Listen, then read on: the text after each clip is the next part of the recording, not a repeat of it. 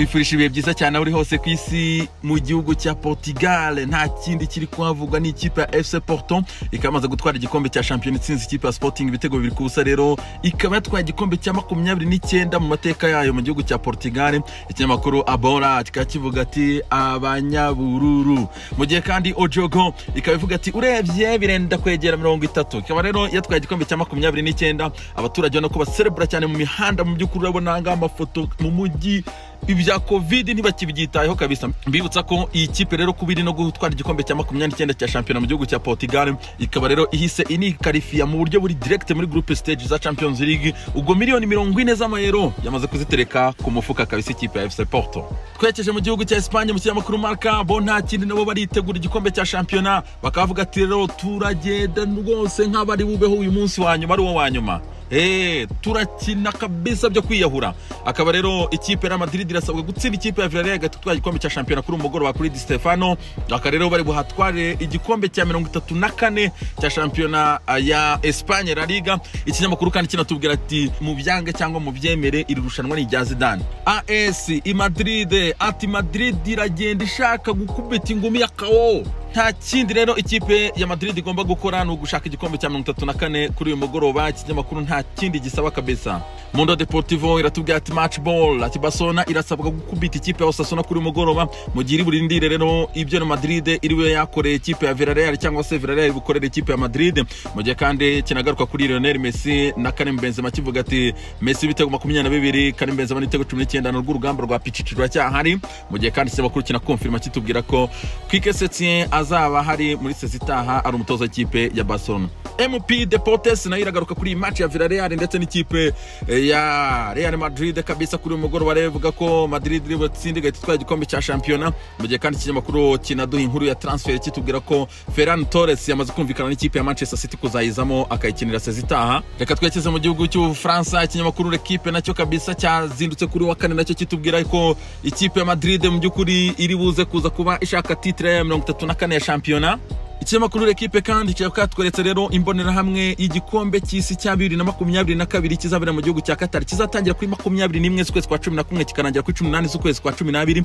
Iki kinyamakuru cyatwereka ko group stage hazajya haba match enye ku munsi. Hari match ya saa 5 za mu gitondo z'i Kigali, hakaza match ya saa 7 z'amanywa i Kigali, hakaza match ya saa 11 z'i Kigali, ndetse hakaza kandi match ya saa 2 z'i Kigali z'ijoro. Niko imikino ine izagenda group stage. Bamara kugera mu kimwe cy'umunani hakaza match ya saa 10 na saa 12, same na quarter final. Mu gihe demi final zizaziba saa 2, mu gihe finali zaba ku 18 z'ukwezi kwa 12 ikazaba ku isaha saa 10 z'umugoroba.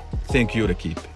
Reka twese mu gihugu cy'Ubwongereza, ikinyamakuru Daily Express cyatubwira ati kose ikipe ya Liverpool bakaba bamaze guta icyizere cyo gushyiraho record bari bafite rero y'amanota 100. Akarero nyuma yuko ikipe ya Arsenal itsinze Liverpool ibitego 2-1, ibitego bya Lacazette ndetse na Reece Nelson, mu gihe Liverpool yatsindiwe na Sadio Mane. Bikarere bivuze ko gutsindwa iyi match muri match ebyiri zisigaye badashobora kugeza amanota 100, agahigo kashyizweho n'ikipe ya Manchester City. Muri imikino yabaye baniranganyije nabo buzi kimwe kuri kimwe. Man City itsinda ikipe ya Bournemouth ibitego 2 ku busa, David Silva ndetse na Gabriel Jesus, mu gihe Tottenham yatsinze ibitego 3-1 ikipe ya Newcastle. Ikinyamakuru Daily Star cyo kikaba kitubwira ati Van yanyereye mu gihe Klopp machine yamaze gushira mu Ruville. Ikinyamakuru Daily Star kandi kiratubwira ko Kane ari guhiga ibitego 400. Ni Mourinho rero wamaze gutangaza yuko nyuma yuko Kane atsinze ibitego 200 muri Premier League, ngo akajya afite 201, akari yavuze ati ku myaka afite, uburyo ngana, uburyo akora cyane, uburyo kiri hano muri Premier League, mu byukuri uyu musore azagenda agera ku bitego 400. Niyo mpamvu ikinyamakuru The Star kitubwira ati arahiga 400.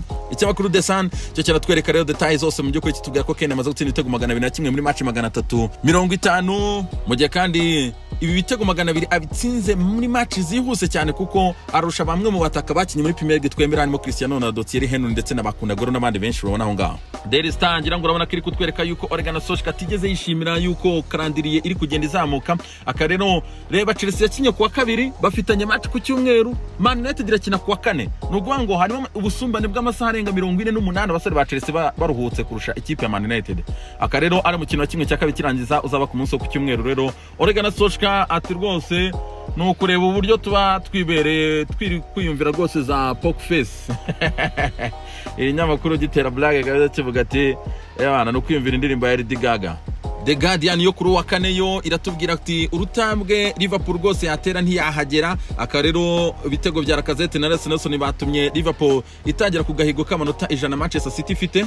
Ikimakuru The Telegraph cyo kiratubwira ati ku makosa y'abakinyi ba Liverpool baha umwanya Reece Nelson akabatsinda igitego cya kabiri mu byukuri kikaba rero cyahanye Liverpool champions kabisa. The Mail ati inzozi ntizabaye impamo, ati gutsindwa bivuze ko batagera ku gahigo kaciwe n'ikipe ya Manchester City k'amanota 100 muri sezi imwe muri Premier League. Ikimakuru The Mail kikaba cyatuzana inkuru kuri wa kane yuko Manchester City yagiranye ibiganiro by'amahoro na UEFA, ikaba rero Man City yaramaze kwiyunga na UEFA nyuma ko Seferin ndetse na chairman wa Man City Hadun Al Mubarak bamaze kugirana ibiganiro byiza cyane rero, hanyuma bagasukura umubano mushya bagiye kugirana mwiza rero hagati ya Man City na UEFA. Ikimakuru The Sun kikacyazana inkunza cyane abafana ikipe ya Manchester United yuko Man United rwose iri hafi kurangizanya na Paul Pogba, rero akaba Pogba agiye gusinya imyaka 5 mu ikipe ya Manchester United yongera amasezerano.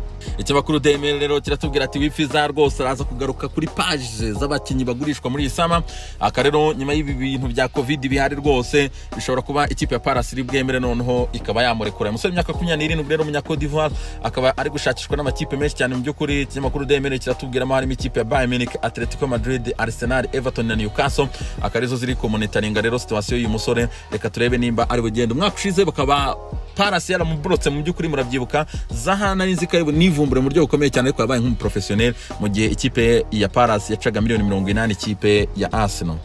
Tugaruka mu kinyamakuru Daily Express kikatubwira ko FIFA yamaze kwemeza yuko sezo ya 2020-2021 rwose abasimbura bari bukomeza bakaba batanu, nyuma y'amakipe asa nka hatazitegura neza cyane rero nta precision ihagije ntaki, barakomeza rero bakinisha abakinyi batanu baza basimbuye kabisa. Les amis mugire umunsi mwiza cyane.